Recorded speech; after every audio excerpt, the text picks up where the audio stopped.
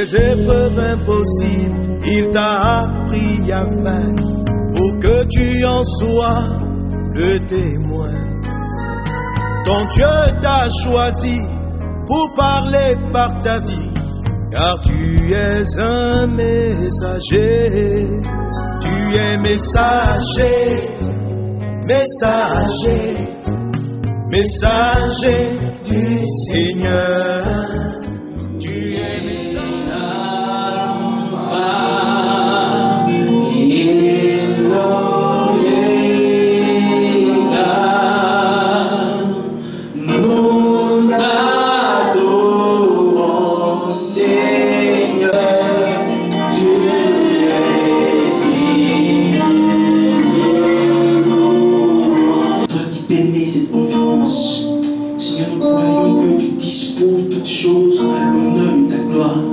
Seigneur, bénis à ce que nous entendrons, ce que nous écouterons, Seigneur, puisse nous donner davantage de marcher avec toi, puisse nous donner davantage de service, Seigneur, pour la gloire de ton nom, Jésus.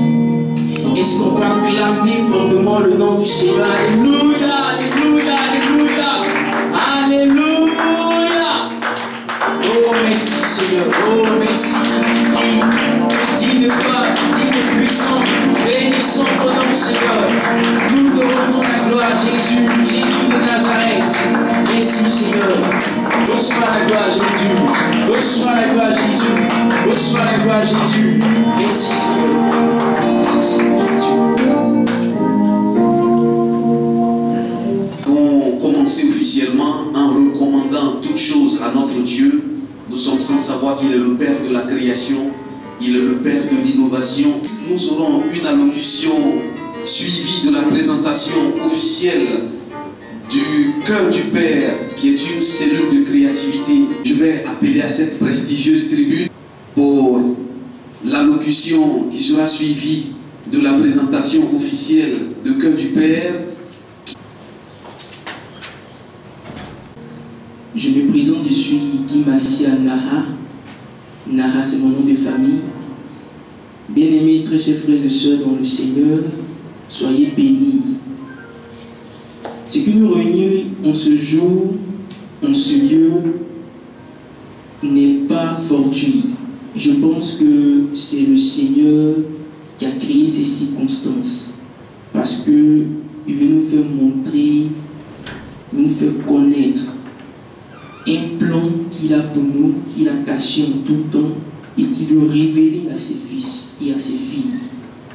Il veut nous faire connaître ce plan-là en vue d'accomplir parfaitement la mission qui nous a chargés, la mission qui nous a confiée, c'est-à-dire celle d'annoncer l'évangile. Alléluia. Et je pense que vous êtes les bienvenus. Sans plus tarder, je vais présenter le Cœur du Père. Le Cœur du Père se veut être un centre de recherche. Un centre de recherche qui est basé sur des Saintes Écritures. Parce que nous croyons que la Bible ne se limite pas simplement qu'à nous communiquer le salut. Mais la Bible nous communique aussi les moyens de nous épanouir. Et nous communique aussi les directions et les directives dans tous les domaines de l'enseignement, c'est-à-dire dans le domaine des mathématiques, dans le domaine de la finance, dans le domaine de l'économie, dans le domaine même politique. Et je parlerai de Daniel, qui était un homme d'État. La Bible déclare qu'il était parmi les 3 personnes du gouvernement au temps de Babylone. C'est pour dire que la Bible possède une richesse infinie, un trésor grand et puissant qu'il nous faut découvrir, et ça ne peut que passer par l'intimité.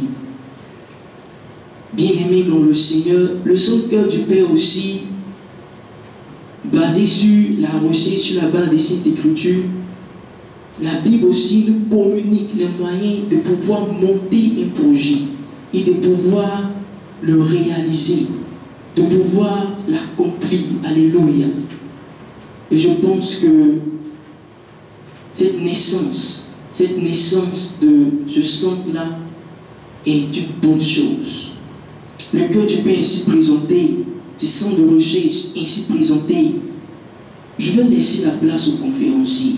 Je voulais introduire M. Loba Michel. Est-ce qu'on peut acclamer fortement cet homme-là? Alléluia.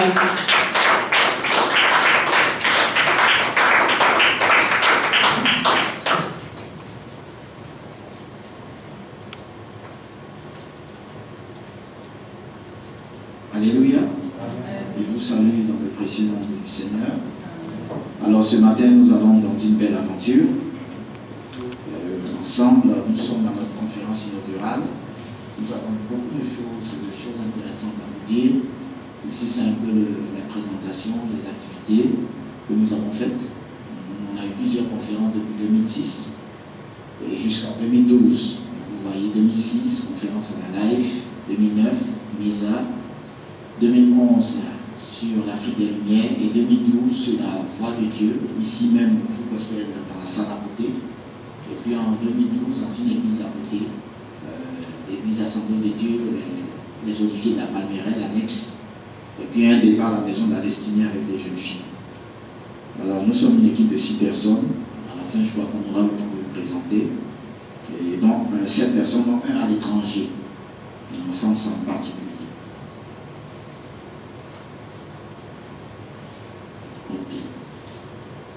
Alors nous avons ici des émissions radio, c'est par la voix que nous sommes fait connaître aussi, avec Fréquence Vie dès 2007 et la Voix de l'Espérance 2011-2012, et puis avec la radio Elite en 2012. On a une diversité d'activités. Ok, nous avons des ouvrages, nous en avons 5 au total, là nous vous présentons 2. Alors le premier, c'est la créativité, que j'ai écrit. Alors c'est un message prophétique accompagné d'exhortation. Vous l'avez ici. Il est sorti en 2009. Et le second, c'est qu'on présente aujourd'hui, c'est le recovery. Ça veut dire le rétablissement de Nyanita Yao, le vice-président qui est à Paris. Alors ce livre, il veut montrer des pistes et des solutions pour mieux prévoir, répondre aux problèmes de séisme, comment transformer le désert en forêt, comment résoudre les problèmes de manque d'eau, comment solutionner la famine, comment faire face aux gaz à effet de serre et comment faire face au problème de la couche d'ozone. Voilà. Alors donc ça c'est son deuxième ouvrage, voilà, parce que lui il en a écrit 4. Voilà. Alléluia. Voilà. Alors nous allons entrer dans le vif du sujet pour présenter aujourd'hui. Nous allons présenter le cœur du Père. Parce que la notion de cœur du Père. Alléluia. Alors, vous savez, qu'est-ce que le cœur? Qu'est-ce que le cœur? Et on verra pourquoi le cœur. Alors, qu'est-ce que le cœur? Au plan naturel, vous le voyez ici, le cœur, c'est un organe qui pompe et injecte le sang dans tout le corps. Voilà. Vous voyez? C'est un muscle duquel dépendent tous les autres muscles du corps humain. Le cœur, c'est l'organe vital. Le cœur, c'est l'injecteur de sang. C'est lui qui irrigue les vaisseaux sanguins et qui permet aux membres de bouger, de s'éclore, aux cellules de s'alimenter. Donc, on voit le cœur a un rôle vital. Est-ce que tu peux dire à ton voisin vital? Que se passe-t-il si le cœur cesse de battre? C'est la mort. Et donc, au centre, c'est le cœur du Père. Alors, au plan spirituel, le cœur, c'est le siège de la personne humaine, de l'identité, du caractère, de l'esprit. Le cœur, c'est le siège de la personne humaine. C'est dans le cœur, dans les Écritures, on dit que l'homme est tripartite. Cœur, donc il est corps, âme et esprit. Et donc, quand on parle de la notion de cœur, c'est le siège de la personnalité de l'homme et c'est le siège aussi de ses capacités. Alors donc, le cœur, sur le plan naturel, il est vital. Sur le plan spirituel, il en a de même aussi. Parce qu'il traduit notre caractéristique. Alors nous, notre centre s'appelle cœur du Père. Alors, j'ai laissé la petite notion du Père. Le Père, c'est le pourvoyeur. Alléluia. Père comme pourvoyeur, c'est aussi le protecteur d'une famille. C'est le perfecteur d'une famille. Et puis j'ai oublié un quatrième P. Il faut que je le trouve. Le Père est pourvoyeur, il est paternel, il est protecteur, il est aussi perfecteur. Le Père, c'est celui donc qui aide à la vie, c'est celui qui rassemble, c'est celui qui amène.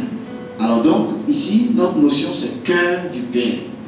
Le cœur, c'est le siège, c'est la partie centrale, c'est la partie vitale. C'est du cœur que sortent les trésors, c'est du cœur que sort la vie. C'est de l'abondance du cœur que la bouche parle. Et là où est ton cœur, là aussi est ton trésor. Donc, quand on dit cœur du Père, nous avons un Père sur la terre, Père biologique. Nous avons même plusieurs pères en Afrique, parce que c'est celui qui est l'être qui est un Père. Et nous avons le Père biologique, nous avons aussi le Père qui nous a éduqués, parce que très souvent on va chez un oncle, chez une tante, on fait la scolarité, et la notion de Père est très large. Et dans les Écritures, la notion de Père est encore plus grande, parce que le Père c'est le Créateur. On dit béni soit Dieu, le Père duquel toute famille tire son nom. Donc c'est le Père qui rassemble, c'est le Père qui crée. Et donc quand on parle de la notion de cœur du Père, on veut nous faire sortir la notion de trésor. On veut faire sortir la notion d'intimité. On veut faire sortir la notion de profondeur. Alors est-ce que tu peux mettre la main sur ton cœur? Tu peux jouer un peu plus, ne te gêne pas.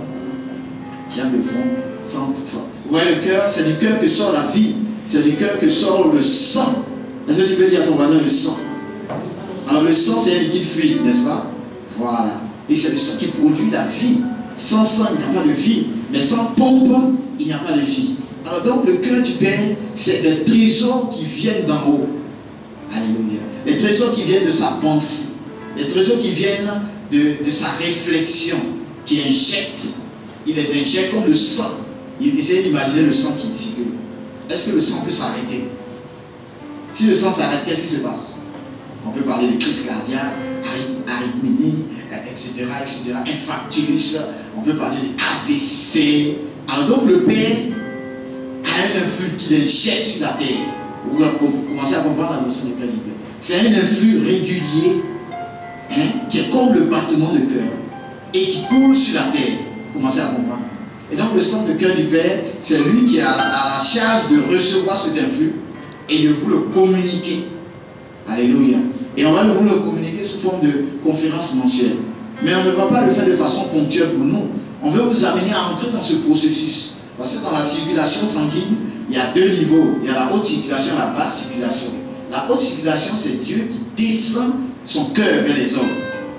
Et il y a combien de cœurs ici? Est-ce qu'on peut lever les mains? Tous ceux qui ont un cœur ici. Alors donc, il faut créer la connexion. Alors maintenant, dans la créativité, donc je dis, du cœur sort l'intimité. Et de celle-ci sort les trésors du Père, qui sont l'innovation et l'inventivité. Tout ce qui sort du cœur du Père, c'est le sang. Tu peux dire le sang? Le sang du cœur du Père, c'est l'innovation et l'inventivité. Sur le plan naturel, c'est le sang qui sort. Et c'est le sang qui irrigue les vaisseaux. Alléluia. Sur le plan spirituel, c'est l'innovation, l'inventivité et la créativité qui sortent de la bouche du Père et qui se connectent à ton cœur. Le cœur, c'est immatériel. Presque à ton cœur est immatériel. Mais tu peux être en connexion avec le Père pour recevoir l'inventivité et l'innovation et la créativité et la productivité. Alléluia. La définition du cœur. Donc, l'innovation et l'inventivité dans la pensée de Dieu s'expriment sous forme de mots qui sont élastiques. Dis élastique. Vocable, ça bouge. Dis vocable. Élastique. Vocable. Élastique. Par exemple, cœur, qu'est-ce que c'est cœur? Cœur, c'est comme complexité d'orchestration excellente et unique pour le roi. Le cœur, c'est une complexité d'orchestration. Regardez les branchements qu'il y a sur le cœur. Tout le corps est complexe. Orchestration. Tout est planifié. Alléluia. Le cœur aussi, c'est le concept d'organisation excellente et unique pour le roi. C'est-à-dire que tout ce que Dieu a prévu de merveilleux, de puissant, de beau, de vital, d'excellent, se trouve dans ton cœur, dans le siège de ta personne. Et maintenant, ce Père veut libérer. Et vous savez que du cœur sort le sang. Le sang, qu'est-ce que c'est? C'est l'inventivité, l'innovation. Si vous avez compris ça, la conférence est terminée. Donc, il faut créer la connexion. Alors, imaginez-vous, le cœur bat combien de fois par seconde? Entre 60 et 120. Est-ce que le cœur bat de façon saccadée? Est-ce que le cœur s'arrête? Le cœur continue de battre. Eh bien, le cœur du Père bat.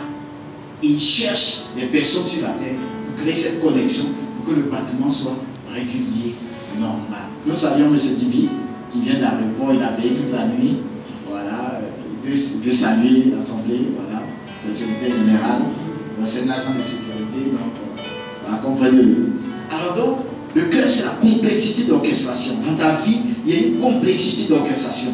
Il y a des choses puissantes dans ta vie. C'est le siège de ta pensée.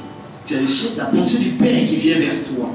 Donc voici la définition de cœur du Père. Ce qui sort de la bouche du cœur, c'est inventivité, c'est créativité, c'est productivité. Nos initiales, c'est CPN. Vous savez, on commence l'école par le CP1. Mais nous, c'est CPN. N factoriel, N puissance, N pour les nations, mais N pour les multiples possibilités que Dieu peut faire dans ton cœur. C comme cœur, P comme père, mais C comme créativité, P comme productivité, C comme concept, C comme praticabilité. Alléluia. Vous voyez la pensée du Père. Alléluia. Et donc, c'est pour propulser. Alors maintenant, comment est-ce qu'on rentre dans ce cœur du Père? On ne va pas être trop long. Comment est-ce qu'on rentre dans ce cœur du Père? Où trouve-t-on ce trésor? Parce que c'est un flux qui descend. Allez. Alors ce flux se trouve dans les Écritures, les Saintes Écritures. Nous avons ici plusieurs images. On va les commenter à tour de rôle. Les Saintes Écritures. Là, les Saintes Écritures, c'est un livre ouvert. Mais ceci n'est pas un livre. Ceci est une parole qui vit. Il faut révolutionner les choses. C'est une parole qui vit. Est-ce que tu peux dire à ton voisin une parole vivante? C'est quoi une parole vivante? Je vous pose la question. C'est quoi une parole vivante? Une parole vivante. Vous voyez? Une parole qui se matérialise. C'est-à-dire elle sort du vocable et elle prend vie et elle se matérialise dans votre pensée. C'est ce qu'on appelle la créativité. Toute personne qui est en contact avec la parole devient créative. Alléluia. Toute personne X qui existe sur la terre, qui est en contact avec la parole, devient créatif. Alléluia. Et donc, l'exemple ici qu'on veut prendre, c'est le Proverbe 6, versets 6 à 8. Ça, c'est un texte. Dis à ton voisin, ça, c'est un texte. Non, dis-le encore bien à ton voisin. Voilà, ça, c'est un texte. Va vers la fourmi paresseuse, considère ses voies et deviens sage.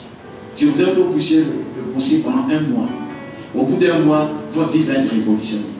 Parce qu'avec ce petit test, on a inventé une pédagogie qui s'appelle épée, on va en parler, pour développer votre potentiel. Avec ce petit test, va faire la faute. On est resté devant ce texte. On a commencé à réfléchir et une pédagogie est sortie. Vous comprenez ce que ça veut dire parole vivante? Ça veut dire c'est une connecte. Une connecte. Voilà. Celui qui est en contact avec la parole, on a une connexion avec le centre de la pensée du Père, le cœur du Père. Alléluia. Voilà, nous sommes une organisation qui portons le nom, mais le cœur du Père c'est là-haut. Et ce cœur descend. Alors on va faire la fourmi, parce qu'avec ça on a fait une pédagogie. Avec ça il y a un frère qui a écrit un livre sur l'économie politique, comment rendre une nation puissante. Avec ça on a développé des thèses de technologie. Avec ça. Ok? Ok? Alors donc va, c'est la volonté et l'action. Prends un exemple. C'est ça la créativité. La parole qui bouge, elle devient des mots, elle devient des concepts, elle devient vie. Va. Volonté et action. Fourmi. Regarde la volonté de la fourmi. Alors, tu vas étudier la fourmi pendant un mois. Regarde la volonté de la fourmi. Regarde l'action de la fourmi. Comment c'est coordonné, comment c'est précis, stratégique, comment c'est scientifique. C'est excellent. Il y a une sagesse cachée dans la fourmi. C'est extraordinaire. Et cette sagesse est merveilleuse. La fourmi, à définition, c'est un petit insecte qui ne faut pas 2 cm, mais qui peut construire une maison qu'on appelle, comment on appelle la maison de